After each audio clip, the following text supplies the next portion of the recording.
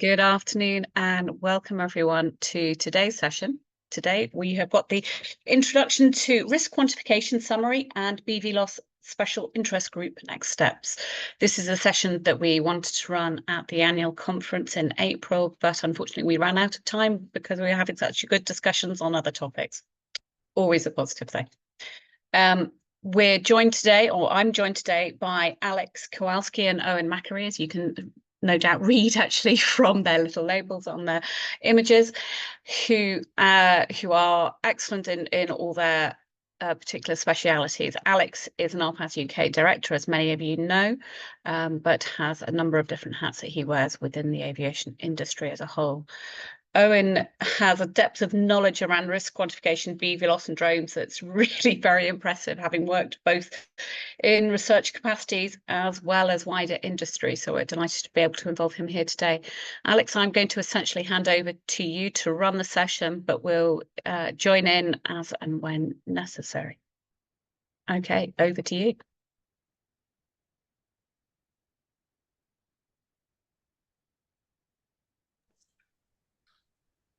There we go. Aleks, it's all yours.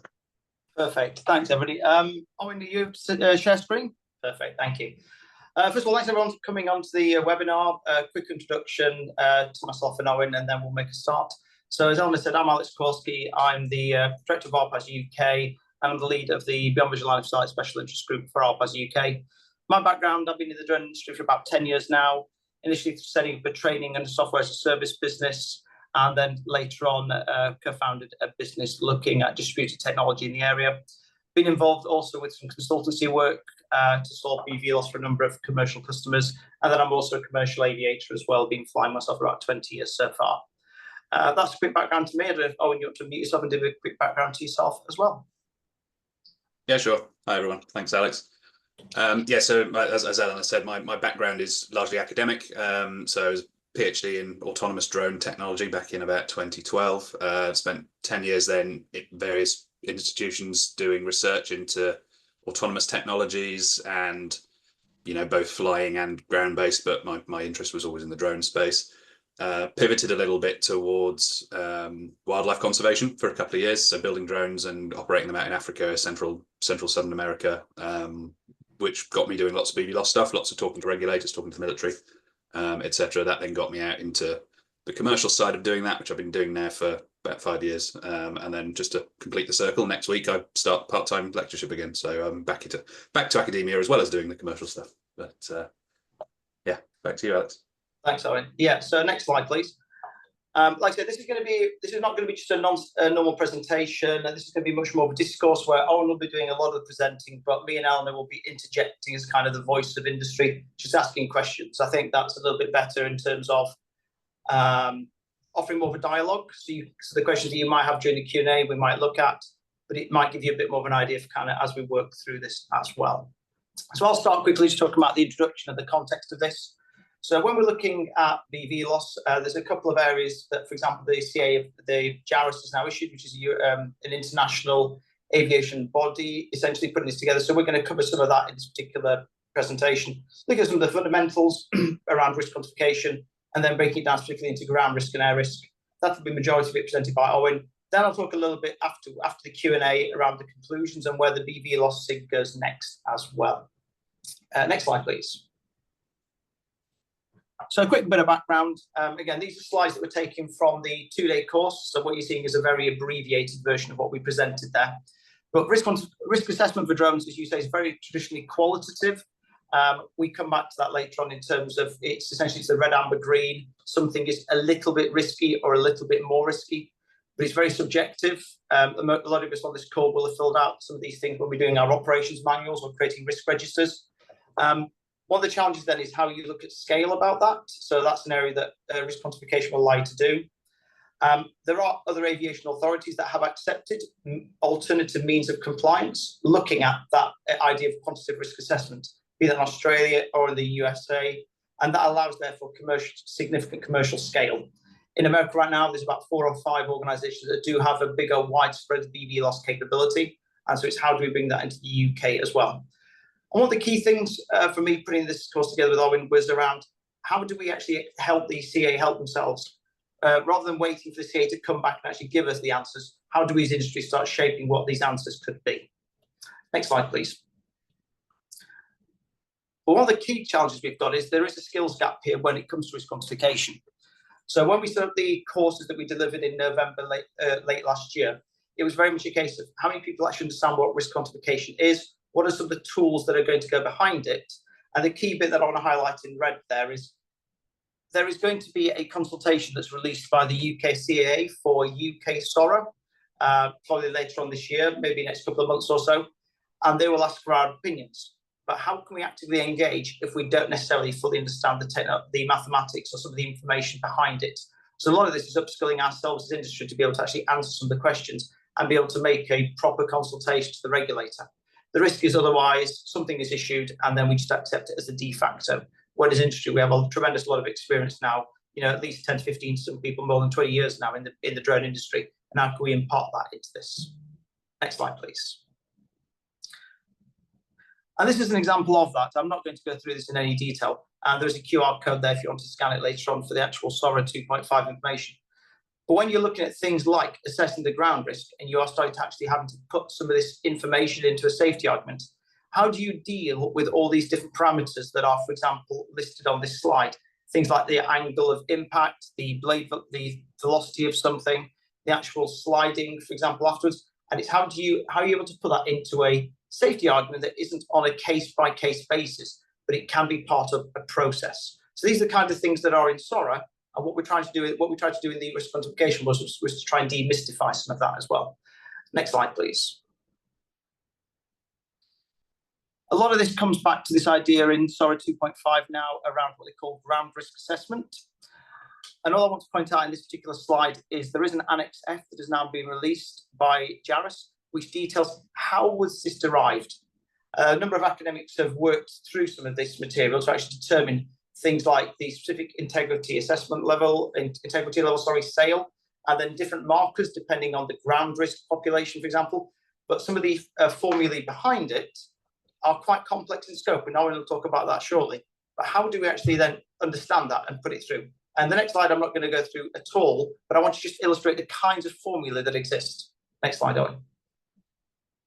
So, for instance, the thing you see there boxed in red is a typical example of a formula that's included in the risk quantification background.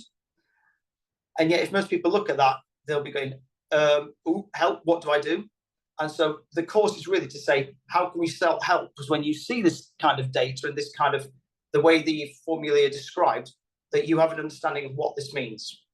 So, for example, I just pull out one bullet point. An assumption in the JARUS SORA codification is any contact between a drone and a person is fatal. But is that actually true in real life?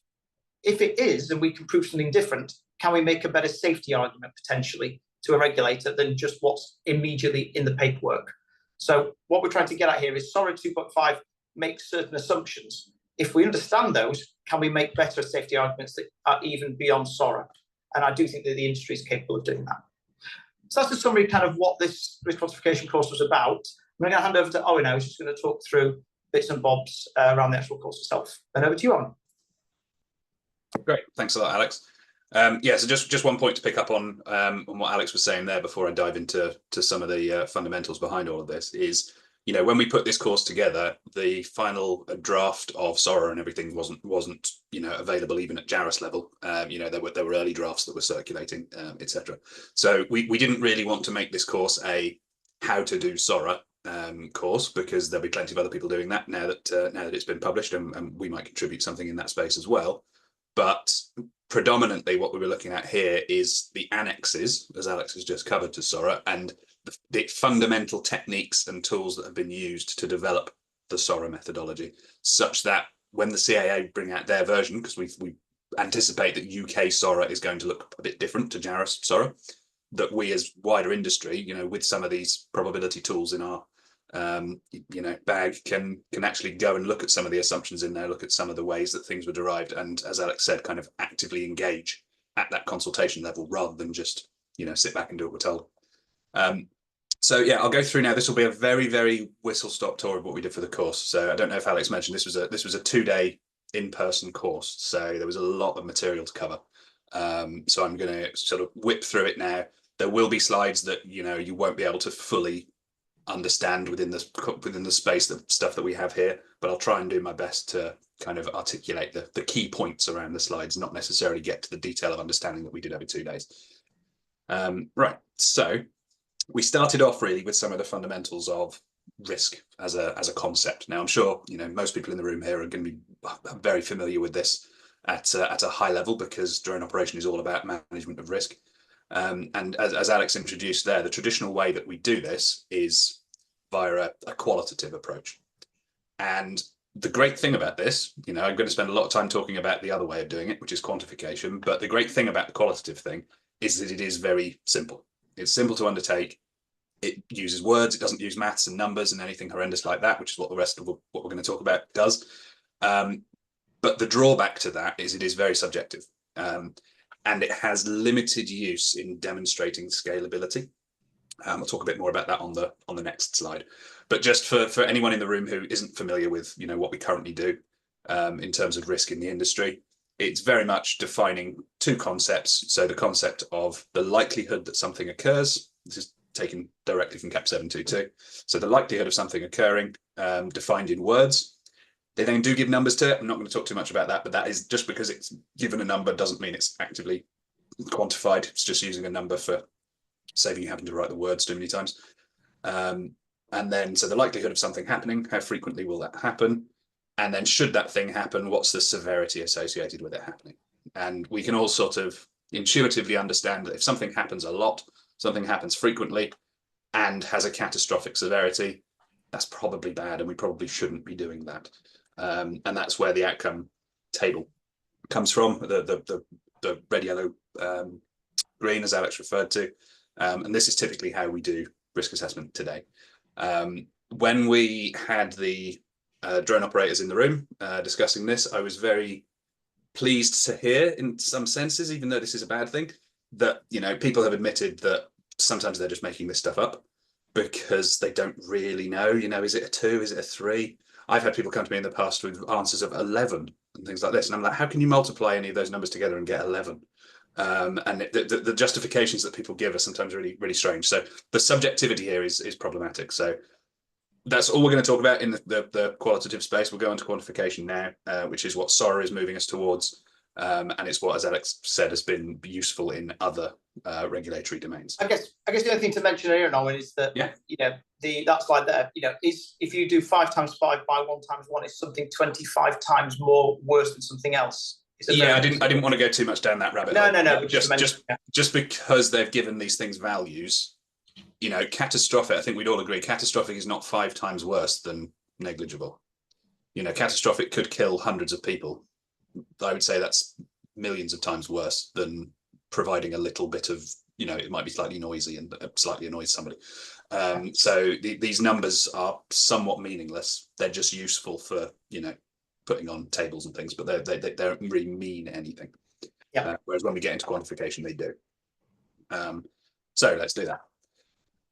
When we talk about quantification, what we mean here is defining things broadly in terms of probabilities. I'm going to skip over all of the probability theory stuff that we spent half a day on the course. So you will be seeing things you will be seeing terminology and things that might look strange. I will do my best to explain them as we get to them. But as I say, this is a very compressed presentation. But broadly, we do the same thing as we did before. So you remember we had that likelihood and severity, which we gave a score to. But what we do now is we assign them as terms of probabilities. And then by multiplying those probabilities together, you get your overall risk. And predominantly what we're talking about when we talk about quantitative risk assessment is we're talking about the risk to life. You can look at other things such as injury, financial losses, reputational loss, etc. But broadly, we're talking about risk to life because we're talking about that regulatory barrier to allowing us to operate, which is predominantly, fatalities per flight hour or some value to that end.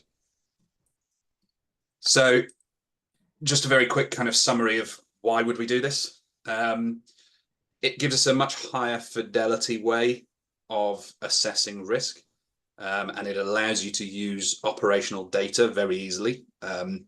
It's not quite as easy, sadly, as saying we've done 1,000 flights and had one crash, therefore our rate of crashing is 1 in 1,000. There's a bit of probability you have to do behind that to make sure that your data is, valid and significant and all these sorts of things. But it does allow you to use real world operational experience to say, actually, we're a lot safer than we assumed we were.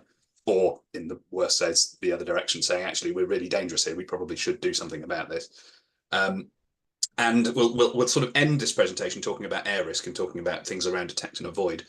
And one of the things that a quantitative approach allows you to do is easily draw comparison between different mechanisms. So if you were looking at, potentially putting a radar system on your aircraft to provide a detect and avoid approach versus putting a visual system on your aircraft to provide a detect and avoid approach, given sufficient test data of those two systems and the particular ConOps of your operation, the speed you're operating, the height you're operating, the encounter rate with other aircraft, you'll be able to say, actually, this one is better than this one.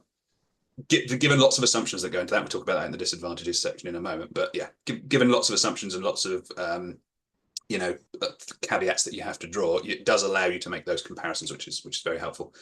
And then something we're not going to talk about here because it is a bit of a rabbit hole you can fall down quite easily and spend a lot of time talking about, as I've been doing recently with the police, actually, is it allows you to budget risk. So by that, I mean sort of trading one risk for another risk.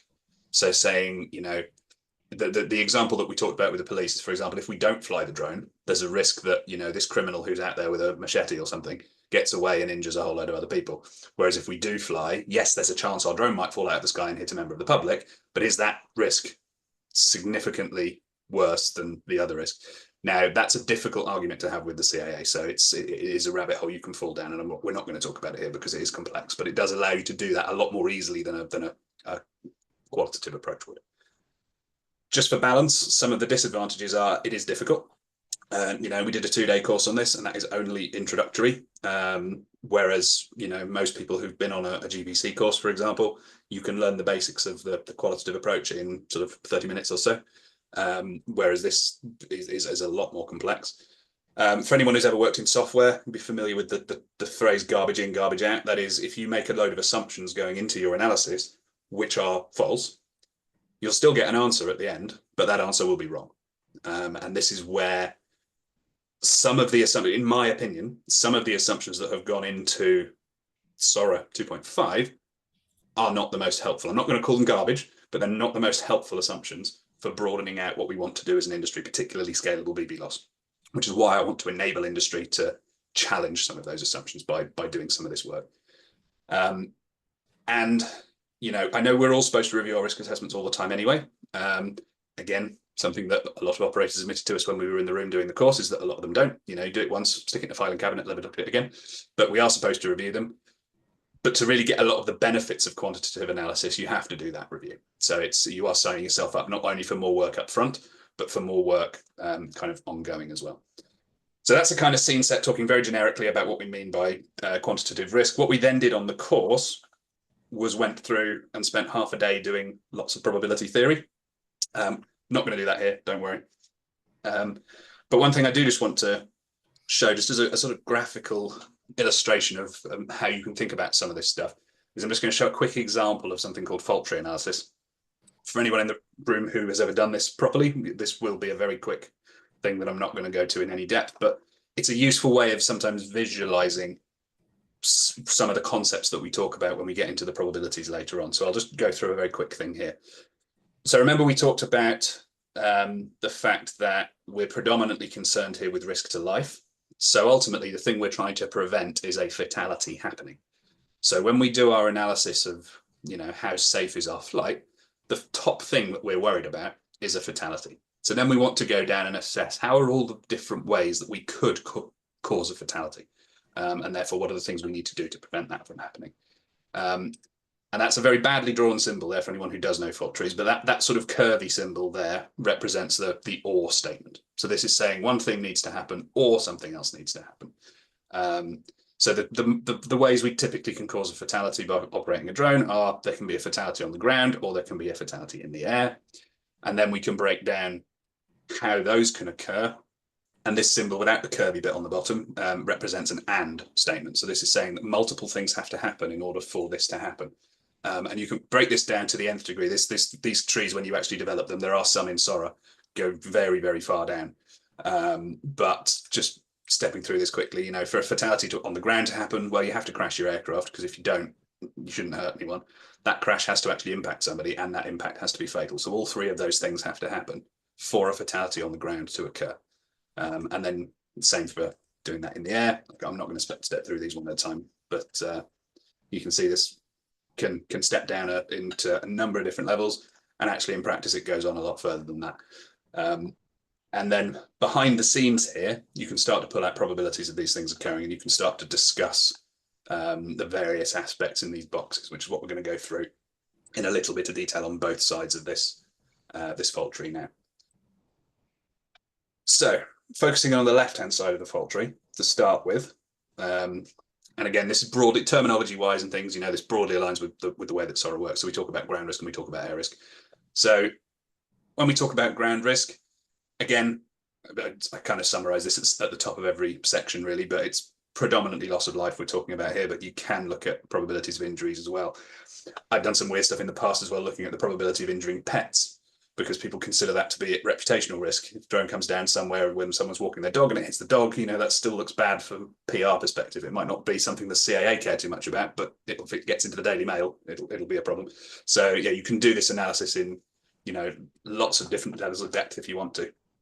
And as we saw on the fault tree back on the previous slides, what are some of the factors here that we need to consider? So how likely will it be that the drone crashes? How likely is it that that crash impacts somebody? And then how likely is that impact to be fatal? And again, I've skipped over all the fundamentals of probability here, but the way that you then write that in terms of probability, and Aleks kind of alluded to some of this in his intro as to how SORA and XF does it, but the way that you do that in sort of pure probability world is you consider all these things multiplying up.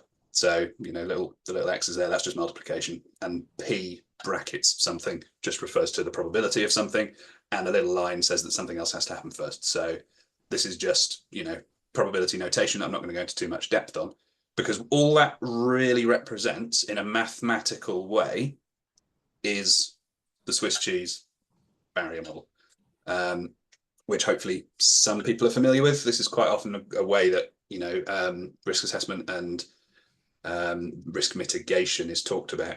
The idea being that if you have multiple different pieces of Swiss cheese, it's hard to find a way that all the holes line up to get through all those pieces of Swiss cheese. So each of those pieces of Swiss cheese is a term in our multiplication. And the reason that works is because all of these probabilities are represented by values less than 1. So probability of 1 says it's guaranteed to happen. Probability of 0.1 says there's a 10% chance of something happening. And if you multiply numbers less than 1 together, the overall number gets smaller and smaller and smaller. So what you're saying here is the probability of getting through each of these barriers gets smaller with each barrier that you go through. So in the end, the way in which you get from this side on the left, the left-hand side, to the right-hand side is, you know, very, very small probability, which is what we want, because that probability of fatality is the thing that we are ultimately trying to avoid. Now, in practice, that's relatively straightforward because, you know, if you know a bit of probability theory, you can write this down, that's fine. But actually, each of these terms itself is represented by a whole load more probabilities. And this is where I think SORA and XF is something like 100 pages long or 70 pages long or something like that. It's a very large document to go through detailing how SORA has dealt with this. So we'll just do a very quick dive now into how would we go about assessing this term, which says in English, if our drone crashes, what's the probability that it will then impact somebody on the ground? And then some of the things to consider when we're looking at that term are how many people are there? If there's nobody nearby, then that probability of impacting someone on the ground is going to be 0, effectively. How exposed are they? So what we mean by that is there might be a whole load of people there, but if they're all in a building and you're not flying in that building, then very, very small chance again that you're going to hit them. Or if they're in cars, for example, you might still cause a car crash, but you're not going to impact the person directly. So the mechanism by which a fatality could happen becomes different. And then simply, if that person is exposed, what's the likelihood that the drone will impact them? So we're all familiar with the fact that, you know, generally speaking, we're not permitted to fly our aircraft over large assemblies of people, crowds of people. And that ultimately comes down to this last point here, which is crowds of people, they are exposed. And if the drone comes down in a crowd, it's almost guaranteed to hit somebody, because that the density of people in that area is so high. And so it's something that we want to avoid is hitting them, and therefore we just don't fly over that area in the first place. You know, unless you do a lot of other work like, you know, parachutes and things, there are ways around it potentially. And then, as we did on the previous slide, all of these things need to happen. So there needs to be a person there. The person needs to be exposed to the risk, and they actually need to be hit by the drone in order for that previous probability we talked about to occur. So because all three things need to happen, they all multiply together again. So this is another Swiss cheese thing. And when it actually comes down to assessing this, Aleks showed a slide where there was a picture of a plane, you know, coming down at an angle and things on the ground. You can do a lot of geometry, and it's often useful to do that and actually calculate these things geometrically. What we did when we ran through this on the course was we did cover the geometry, but we also took a simulation approach, kind of sort of to demonstrate what it was we were calculating geometrically, if that makes any sense. So what I'll show on the next slide, I'm not going to talk about it for too long because we spent probably 2 hours on this when we did it on the course. So it's yeah, it's a very detailed set of analysis you can go through. But I'm just going to show some simulations of, very simplified simulations, I should say, but of a drone crashing in an area where there are people, and people of varying levels of exposure. But I think it's worth mentioning, as you're loading that up, Owen, Yep. that, you know, the mathematics behind this, we're kind of skipping a little bit today. It is an area that, you know, we do spend time in on the course, but I think it's something that a lot of industry is a bit scared of. So we've had people privately saying, we've not done anything since GCSE maths, you know, 20, 30 years ago. How do we, you know, can we do this? And I think the answer is absolutely yes. It just takes a little bit of time and effort to kind of understand the principles behind it. And then, as you say with this, and I'll let you carry on, you can do the simulations thereafter. If you can't do the maths right now, don't be scared. But I think it's one of the key points I want to get from this. No, exactly. There is nothing in this really beyond GCSE maths. But again, if you've not continued to do maths in your life since GCSE, probably is all, you know, alien to you now. But it's not overly complex. It's made to look complex by the use of probabilities, and some of the notation will have Greek letters in slides in a minute, and everyone will hate me for that. But it's made to look complex. But once you understand some of the sort of underpinning and fundamentals of it, it's not too difficult. So again, I'm not going to spend too much time on this slide because we could spend hours on it. But it's just by way of an example of 4 different simulation setups. The white dots are just randomly placed people. So I think this is a population density of 100 people per 100 by 100 square meters. So it's roughly 2 football pitches next to each other with 100 people on. So relatively dense.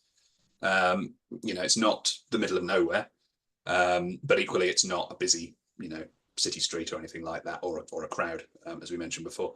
And then it might be a bit difficult to see, but you can see some little red marks on each of the simulations, and that's basically the I hate to use the term, but that's the danger zone. So depending on how the drone is falling from the sky, that's the piece of the area that is exposed to risk, where a drone could impact somebody. So anytime one of those white dots ends up under a red dot, you have impacted somebody in that simulation. And so we run thousands and thousands, well, actually only 1,000 of these simulations, and we look at how often that happens. And that's what's kind of counting up on the right-hand side for each of these. And then the reason those red zones are different is because the aircraft's coming down in a different way. So top left, I think we're just falling straight down, subject to a little bit of wind. Bottom left, we are a fixed-wing aircraft that's actually gliding as it comes in. And again, depending on the wind, that glide angle may be different. I can't remember what top right is. But bottom right is, I think, the same as top left, but this time we have random sheltering in place as well. So this you could think of, and this is how I've kind of drawn it, but it's kind of, you could think of this as people in a forest, for example, fairly sparsely canopied forest, but there's lots of chances that the drone will hit trees rather than hitting people. So there is this sheltering. And as a result, the overall probability of impact becomes lower. So that's just, a very quick whistle-stop tour of what we talked about in terms of ground risk. There was a lot more that we covered there in terms of, what's the probability that an impact is actually going to be fatal, and all these kind of different angles that you can look at. And again, as Aleks alluded to earlier, that SORA pretty much ignores that and says that, well, we're going to consider every impact to be fatal.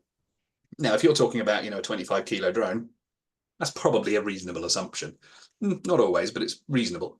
Whereas if you're talking about a 1 kilo drone, particularly something like a fixed wing or a hybrid VTOL that can come down in a non-vertical fall, there's actually a lot of ways that could not be fatal. And so by assuming 100%, you're really limiting what you can, fly over in terms of population densities and those sorts of things.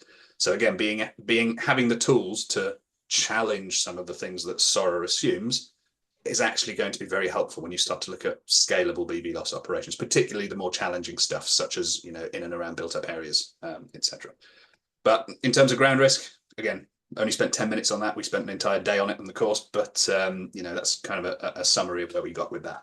So we'll move on now to talking about I think one thing to mention, which again we're not going to cover here, is what do you do with this? So you've done this material. What do you do with it? So one thing that we did in the course, we said we want to fly from A to B, and we've got all these different things on the way, like a school, a nuclear power station, a road.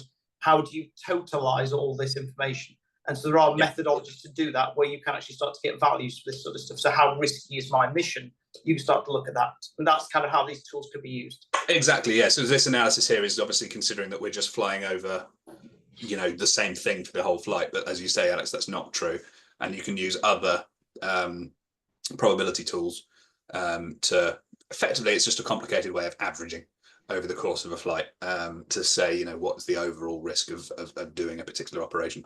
And you can also generalize some of this stuff. So rather than saying, what's the probability of fatality if I fly across the centre of Liverpool, you can do it in the sense of if I fly a particular size of aircraft over a particular population density with a particular sheltering factor. So it gives you generic answers rather than specific answers. But actually, from my previous experience, specific answers can allow you a lot more freedom to operate. If you have the ability to do that analysis on a per flight basis, you can actually get a lot more permissive in terms of what you're allowed to fly, because you have more relevant and real-time data at that point.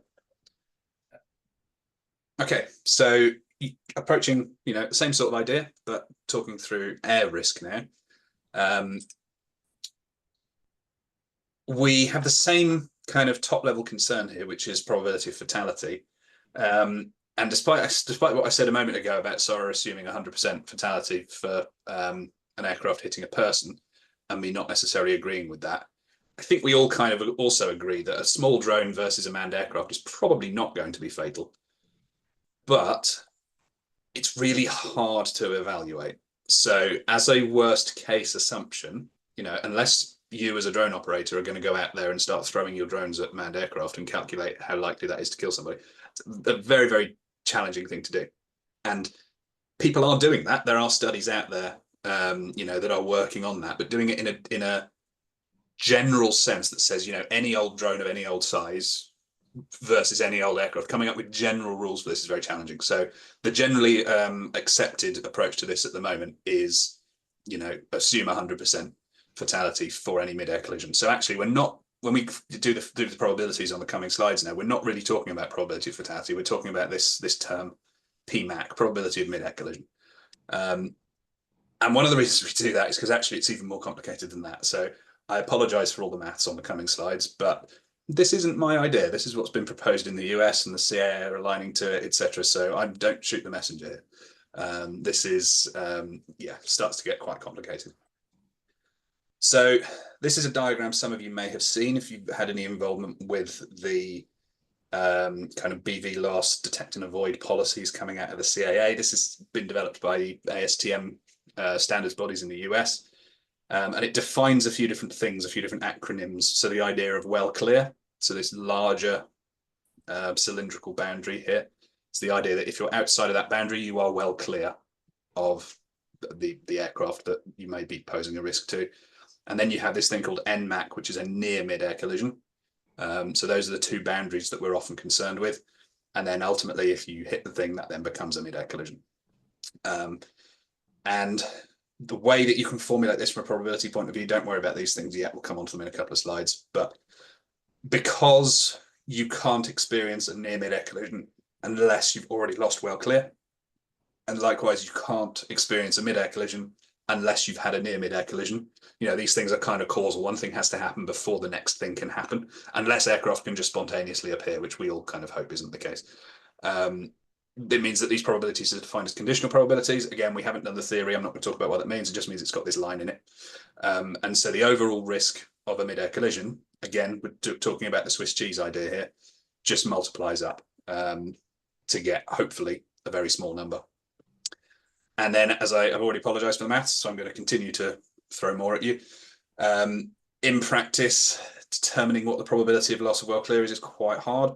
So what we actually do, I'm not going to talk through the details of this slide, but what we actually do is we introduce Greek letters because mathematicians love those.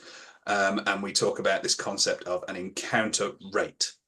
So this is, you can think of it as how often, if I fly my drone for, you know, millions and millions of hours, how often can I fly my drone before I encounter a manned aircraft? And that's measured in time. So we're not talking about pure probability anymore. We're talking about a measure of time, a measure of encounters per hour.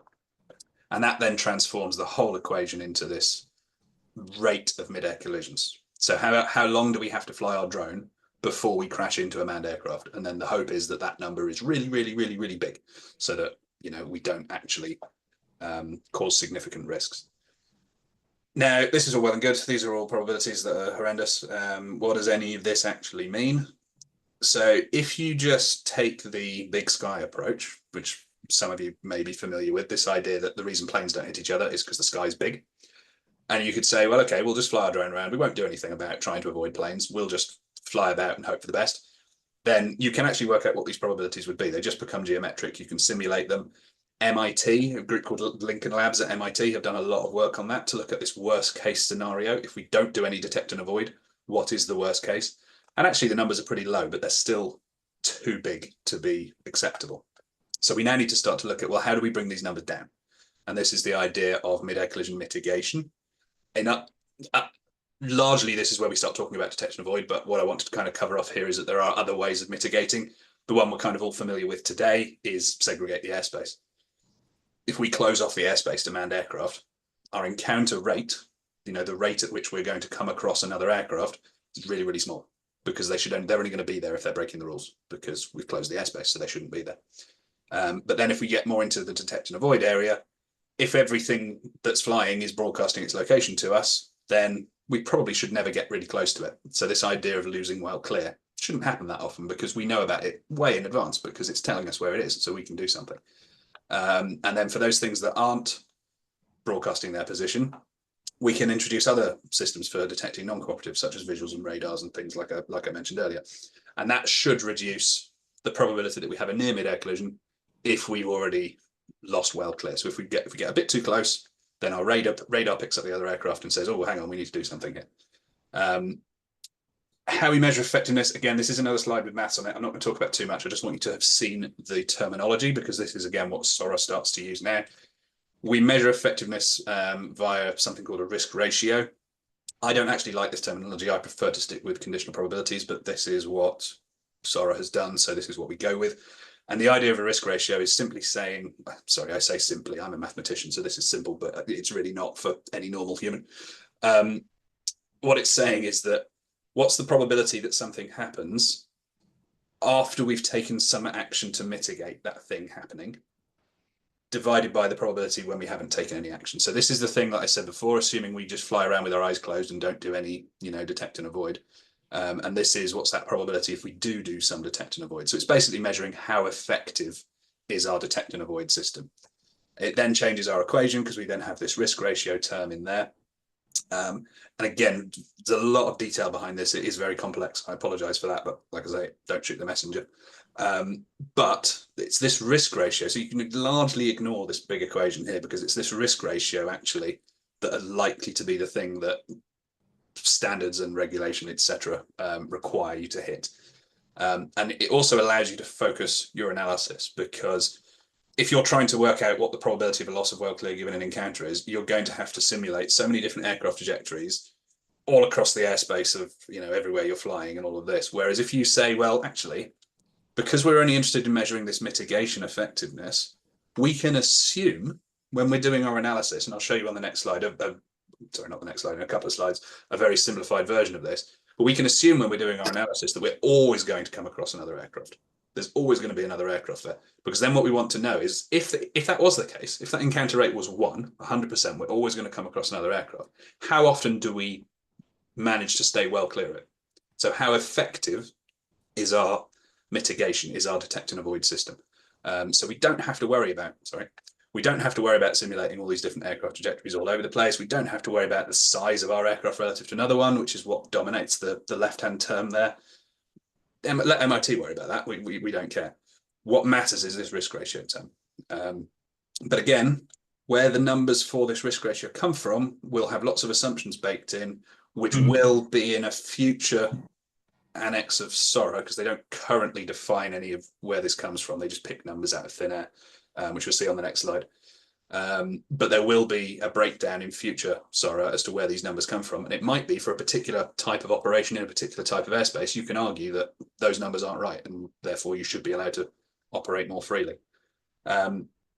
So yeah, by way of example, again, not going to go into detail. I'm not going to teach you what SORA is here if you're not familiar, but SORA has a number of different air risk classes, where A is the lowest risk and D is the highest risk.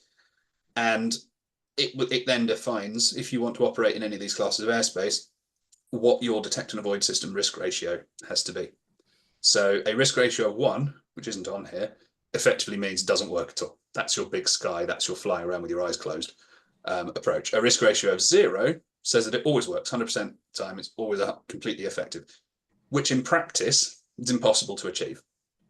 Things always go wrong, systems always have blind spots, etc. So even in the highest risk category here, we're still saying we only need to work kind of 90% of the time, because all of those other probabilities, but just go back quickly to this equation, because all of these other probabilities are so small, and this encounter rate is so small, that if this term here is 0.1, so 90% effectiveness, then this mid-air collision rate is below the 10 to the minus 9 or 10 to the minus 7, depending on the airspace class. I'm not going to go into that detail here, but that number is lower than the target level of safety, sorry, higher than the target level of safety.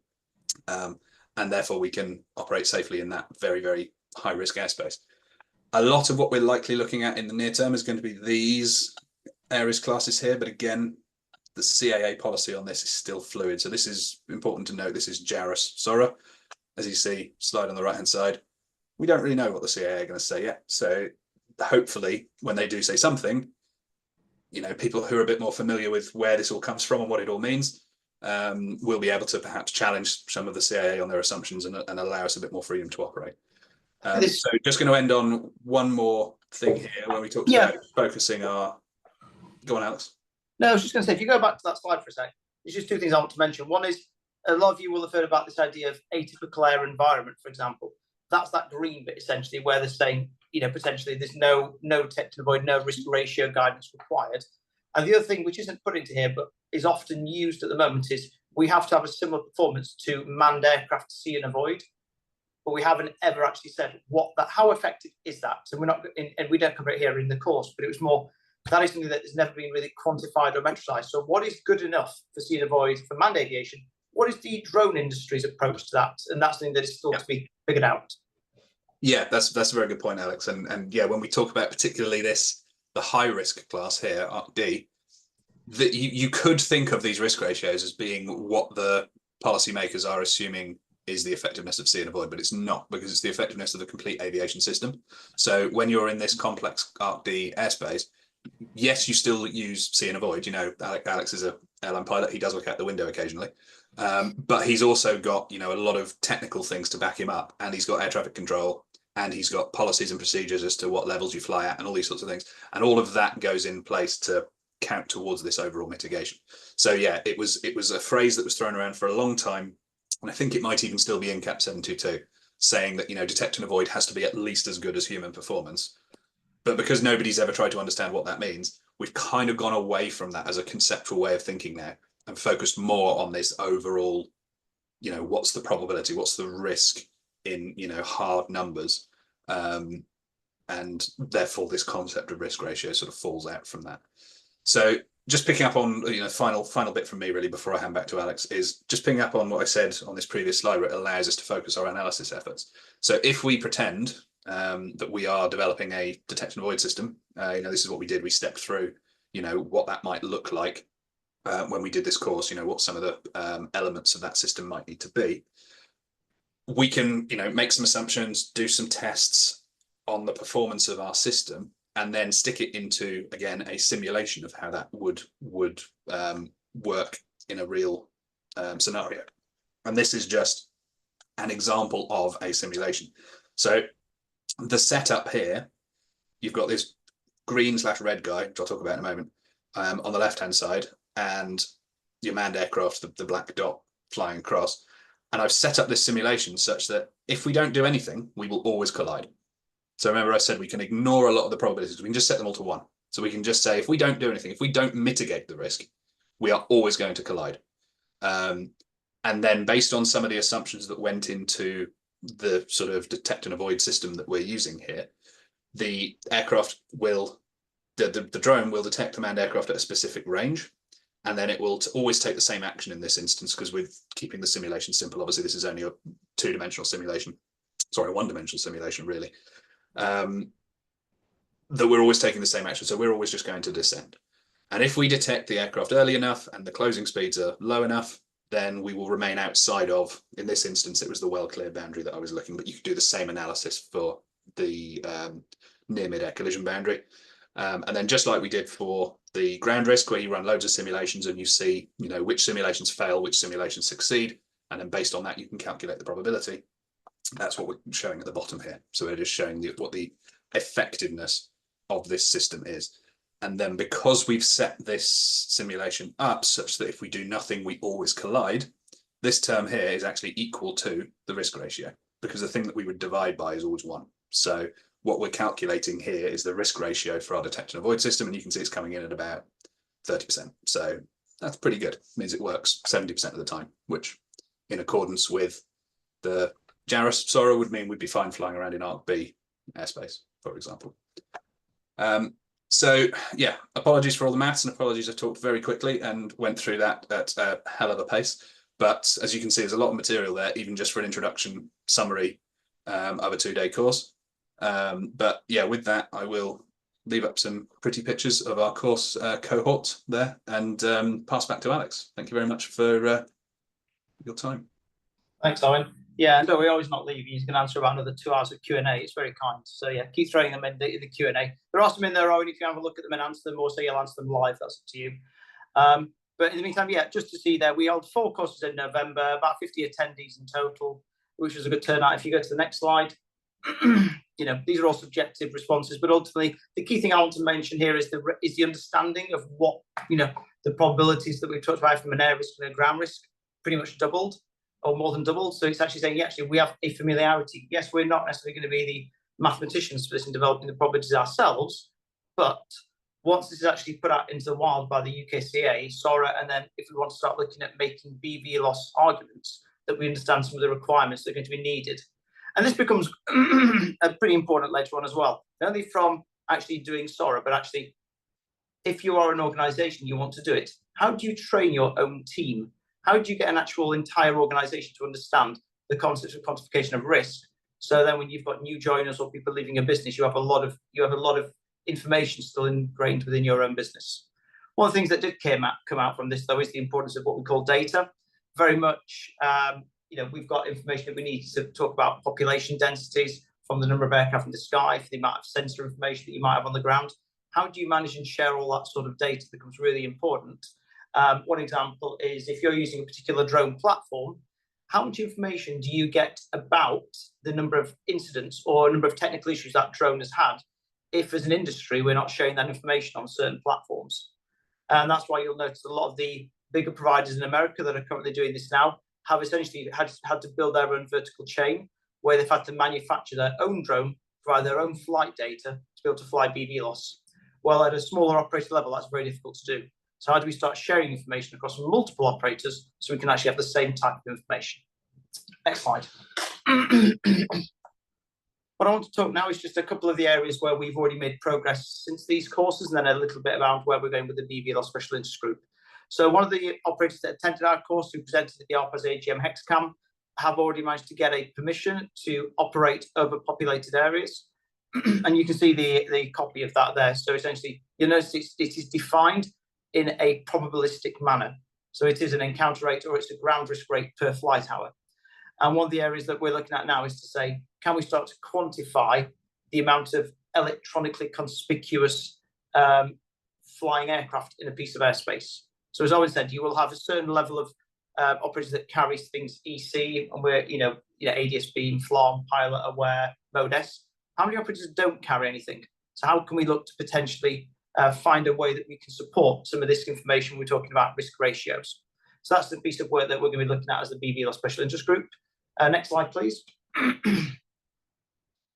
So this is just one example of how we're working again with the HexCam, and it's on their website, the HexCam BVLOS trials that they're doing, just looking at how we slowly remove all these different pieces of information as we slowly gather more data to be able to support a risk-based argument. All the way from the current situation where you've got, for some of you might, there's already BVLOS with airspace observers, down to the end where you've got some sort of area, be it a temporary reserved area in this case, with all aircraft operating, be that with electronic conspicuity, but also potentially not electronic conspicuity. And how do you actually find a safety argument that it's all possible? Because it's never going to be fully safe, but how would you make it safe enough? And that's a piece of work that, again, we're trying to do with some operators, but also part of the future BVLOS Special Interest Group. And then moving on, last two slides from me. Next slide, please, Owen. Somebody asked a question in the Q&A, can we have the material? One of the challenges, just even going through this very quickly, is yes, the answer is yes, the material can just be shared. But what do you do with that material? How do you have what I call, the implicit understanding behind that, so we can upskill people who are taking the course? Otherwise, the risk is you give this material and then people just go away and try and learn it kind of from first principles. So we are offering train the trainer capabilities. We've emailed a lot of REs, but being honest, I've had a bit of a low response. I said privately, we've had communication that actually we're very uncomfortable with some of the maths here. So we recognise that as a piece of work we need to develop. In February this year, we met with the Department for Transport, actually looking at the economics here. So how do you actually balance the economics around doing something versus not doing something, and providing that approach towards economic risk? And a bit which is being looked at by a lot of companies is this idea of flight worthiness. So I've talked a little bit around how do you measure the effectiveness of a drone, what's its failure modes, how often will a particular component fail? Well, how do you bring that into organizations to develop their own capability and competence in doing that for the drone industry? Yes, we've got commercial aircraft that are done in this way from an airworthiness perspective. What does flight worthiness mean? And how does ARPAS as a trade association actually support organizations that want to help developing capabilities for the drone? And we can actually measure and metricize some of those aspects. Final slide for me, Owen, please. So some of the areas we want to go next, again, our focus has been for the last 6 months very much around risk quantification. We recognise that's not it, but we think it's a fundamental piece to understand everything else. So we're currently working on a presentation in a couple of months' time, looking around the insurance industry. How do they think about risk? We also want to involve regulation, but not just what I'd call the drone team. A lot of people engaged with this year know that it isn't just the drone team. There are multiple of the departments. So how do we actually engage with them for them to appreciate how professional the drone industry is becoming? Active participation. There have been 3 consultations out, which we fed back on privately. A couple of me and Owen have fed back around air risk and detect and avoid. So the stuff we've talked about, we've gone into the granularity there. And then there's been recently for some parties a BVLOS technical strategy paper. And they're also looking at what they call a future aviation rulemaking committee, which is something that happened in America with the FAA, and the CAA is certainly looking at it in the UK. Can we bring industry and regulation together? Another area is there's also something called the NATS BVLOS Forum, which is very much operator-centric. We're looking at bringing some of those into this group, but also showing that there are non-technical aspects to this. It isn't just operator-focused. There are all the other ancillary pieces of information around data, around insurance, about platform capability. And a final part there I've talked about is how do you measure organizational competence? So it's all very well having a drone and flying it far, but what are your training policies? What is your end standard? How often do you do emergencies? What are things like accountable managers and audit capabilities within a business? So it's actually professionalizing drone operators to actually be able to be ready for BVLOS in the future. And I think, final slide, Owen, that is it from me and Owen, really, in terms of presentations. So we've covered why we did the course, some of the content of the course that Owen went through quickly, and kind of where we're going through with it next. Otherwise, over to you, Elena.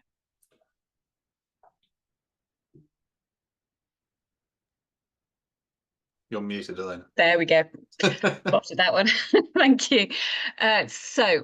Quick question out to people. Can you see the questions in the Q&A section? Because we have answered them, but if you can't see them, then we're more than happy to read them out as well as the answers. If somebody wants to just give me a quick response in the chat, that would be really helpful.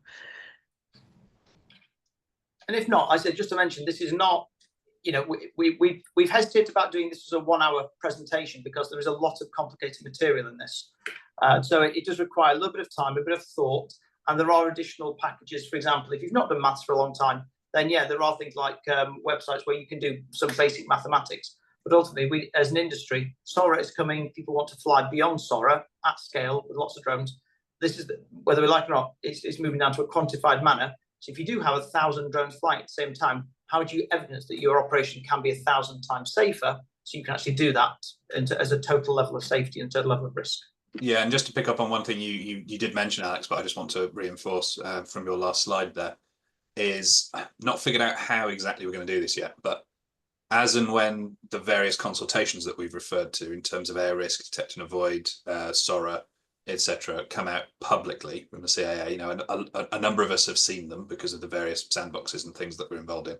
But once they go out to full, you know, public consultation, I want to find a way, you know, whether it's YouTube videos, whether it's, you know, what, I don't know, but I want to find a way of kind of going over some of this material in the context of those specific consultations, to try and help people understand what the consultation is actually saying with that kind of context, not just the hardcore maths, so that people can then challenge it. Because the whole point of a consultation is to give you the opportunity to, you know, say what's good and say what's bad. But if they're just going to baffle you with maths, I worry that a lot of people won't feel confident enough to challenge it. So I'm going to try and find a way as and when these things come out, but I don't know what that is yet. If anyone's got any suggestions, feel free to, you know, my email's on the screen there, feel free to drop me a message, but I'm going to, yeah, try and find a way to do that. Yeah, and as an example of that, you know, there was the remote pilot consultation that came out version 1. A lot of us fed back into that, hence it was retweaked and a slightly different design for version 2. So the consultation is there, as you said, Owen, to actually put forward constructive comments about how things can be improved. And I would add into that as well, we've got the Law Commission consultation as well at the moment on autonomy in aviation. So some of this will then also feed into that too, in due course. Perfect. And I'm going to add in a plug here at the same time. Next on Tuesday afternoon, we are having a chat. We have a presentation from the Law Commission about the consultation. So do please take a look at the website, and if you're interested, please do join us for that as well. Perfect. I think that's it, Eleanor. I think it is. It is BVLOS at ARPAS-UK. You've got the email there. You know, this is something that just takes a bit of time to do the thought, rewatch this again, you know, and if there is a desire to see the longer course, you know, we could potentially hold it again, but I'm cognizant it is giving people 2 days of your time to attend this course. And this is just an introduction. There's a lot more that you have to go into this. So it's identifying who are those people that need the help, but also how can we help you as well. That's great. I'm just checking the questions for the last one. We will post this up onto the website, and I will email through the watch again links to those who were here today, as well as those who couldn't make it. So you can indeed watch it again, catch up on anything else that you feel you might have missed. Now, I notice there are a couple of non-ARPAS members here who have joined us today, which we're very delighted to be able to sort of showcase some of what we do. If you feel that this is something that will be useful to your organisation and you want to be part of this going forward, please do get in touch, and I'm delighted to talk about what membership might be for you. We are very much an inclusive organisation and working towards helping promote the drone industry and taking it forward as a whole, but obviously predominantly for our members. Perfect. Just one idea I've got, Eleanor, which you feel can say no, but we have to stop recording here. And then maybe if anybody wants to unmute themselves, you know, if everybody wants to stay on, happy to kind of just stay on and answer any questions as live. Because I know some people don't want to chat, so people maybe have some questions and do it that way. Lovely. Hang on 2 seconds. Let me stop recording.